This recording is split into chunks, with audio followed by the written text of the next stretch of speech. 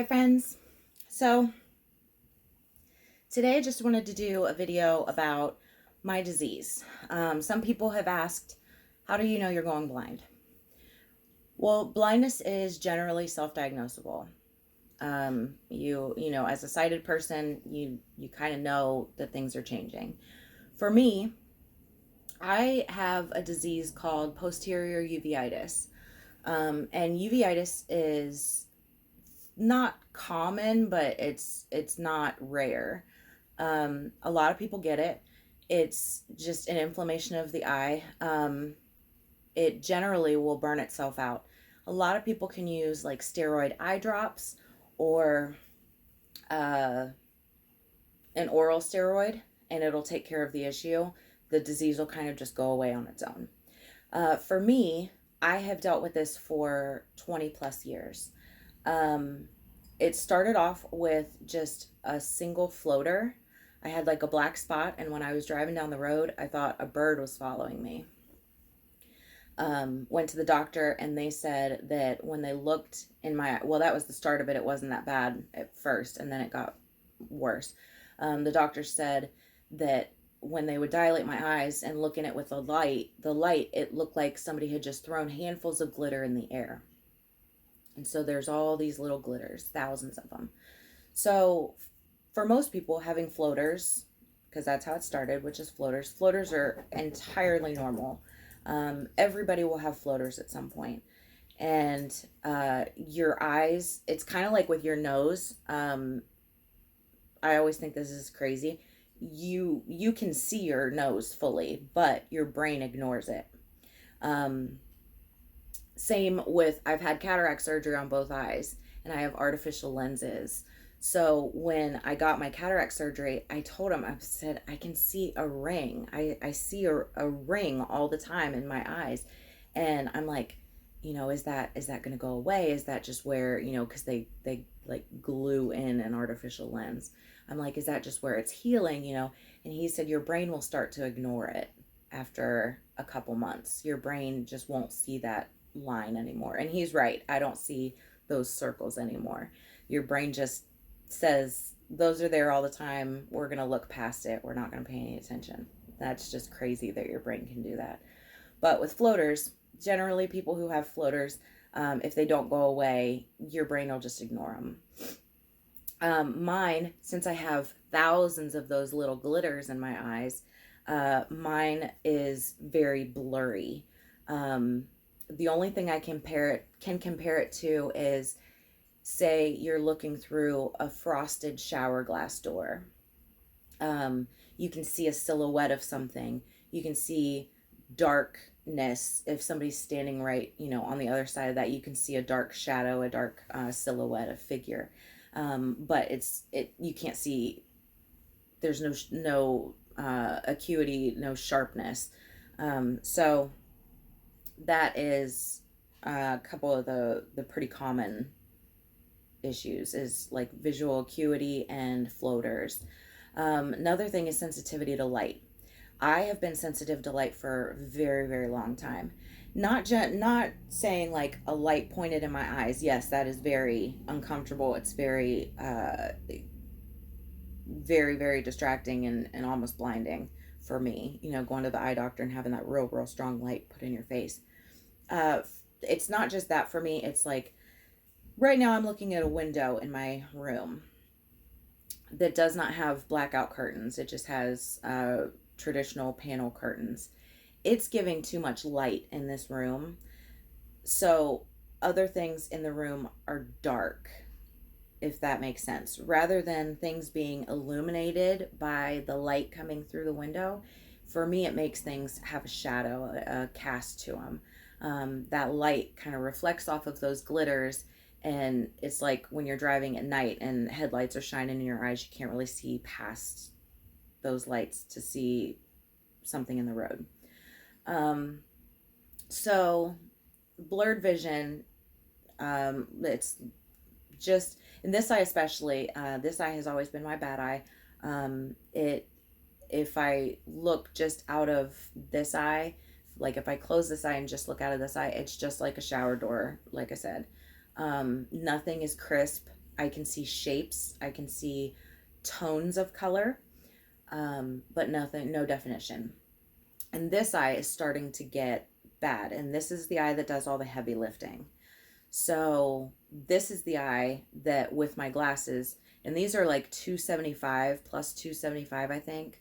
I could probably handle to go to 300 or 325 at this point, um, just to try and offset some of the haziness and fogginess that's happening in this eye. It is very hard to describe. I hope I'm describing it well enough for people to understand. Um, the other thing is seeing in the dark. Uh, with my progression, the lights are out. It's pitch black. You as a sighted person, if you turn off the light in your bedroom, you can still see where your bed is. You can still see where your end table is, the shadow of your lamp or the silhouette of your lamp, things like that. Turn off the lights for me and it's black. Black. You can't see anything. We have two separate houses. My mom lives next door. And if the power goes out, she's over here because she knows I'm literally sitting in the dark. So it's the difficulty with the dark is and light and dark. So too much light, I can't see. Too little light, I can't see.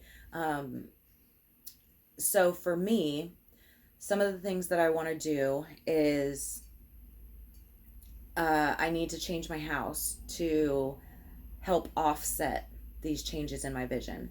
So you may look at some of the changes that I'm going to make because I'll record them and post them on here as I do them. You may look at them and say, well, she's having trouble seeing. Why is she painting that wall dark green?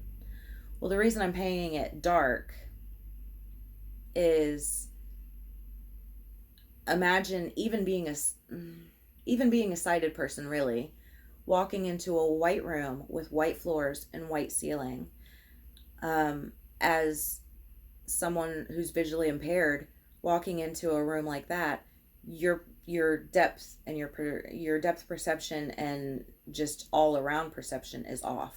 You don't know how far that wall is from you. So having a dark wall, especially like a dark textured wall, so like there's a paintable wallpaper that I want to get that's actually like 3D, and not that I'm going to go up there and rub on the wallpaper and feel it, but I will be able to see the texture of the wall in contrast to a white floor and a white ceiling. Just like this brick, I can see the definition in this brick. And I've got this painted light, but that's just one of the walls in my room. I have navy and I have dark green. I have a lot of different colors.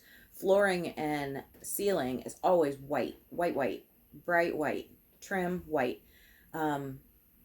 I just painted and it's going to be a lot of dark furniture against a light wall too. My couch is a dark navy. It's got a cover on it, but it's a dark navy against a light wall. So again, that helps with perception. And there's like I have a few windows in my house that are actually the way this house was. I don't know. It's very different.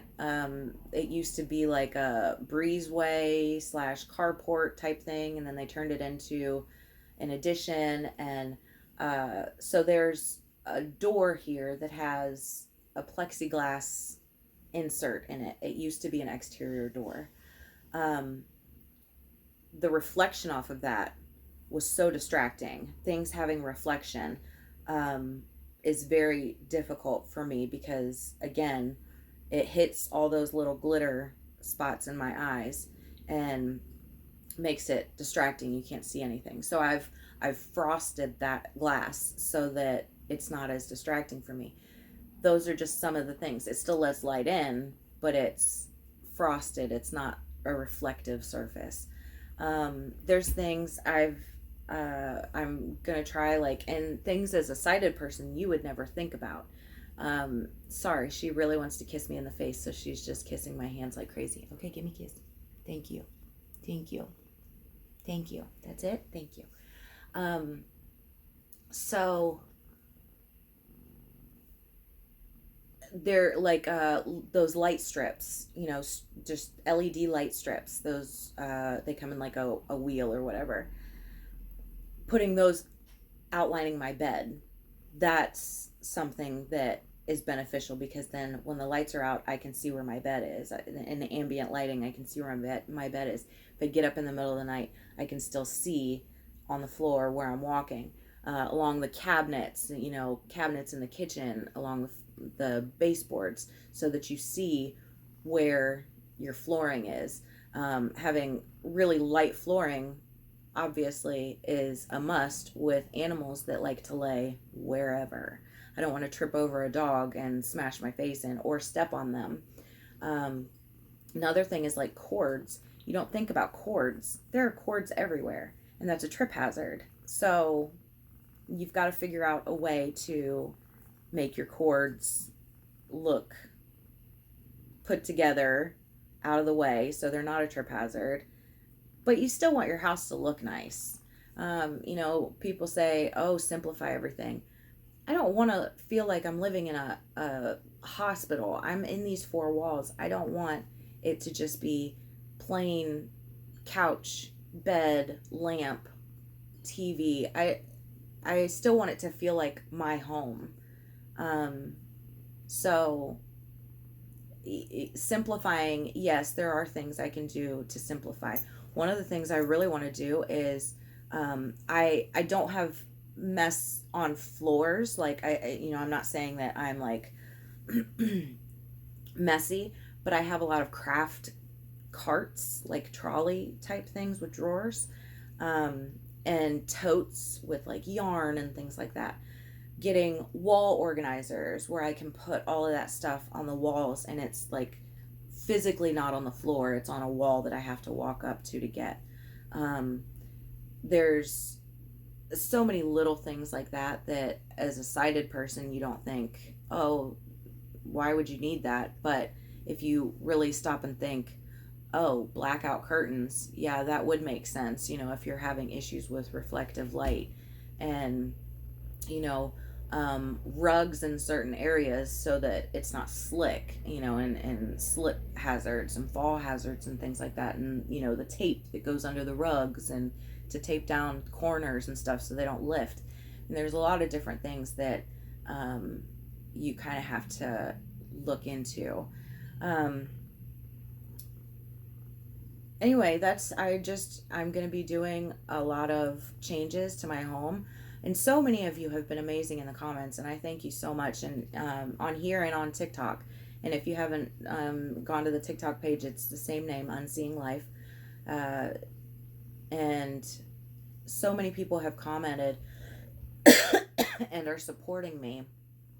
And I appreciate you so much. I can't remember your name, but I had somebody from Hong Kong, comment on my video. And I'm like, that's insane to me. That's crazy. And I don't have many followers, but the ones that I've got so far are pretty awesome. You guys are really, really awesome.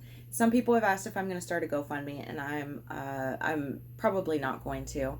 If anybody is interested in helping with the renovations, I'll put my Venmo and my PayPal, and then I also have an Amazon wish list. I mean, I don't expect anything, but if you do choose to support that way, that's phenomenal. But the support, that I really enjoy and am really blessed to have is the comments and tips and things like that you guys are providing, and just knowing that people are listening. So I'm really grateful for you guys, and I'm glad you're here with me, and let's get this done. All right. I'll talk to you soon, guys. Thank you. Bye.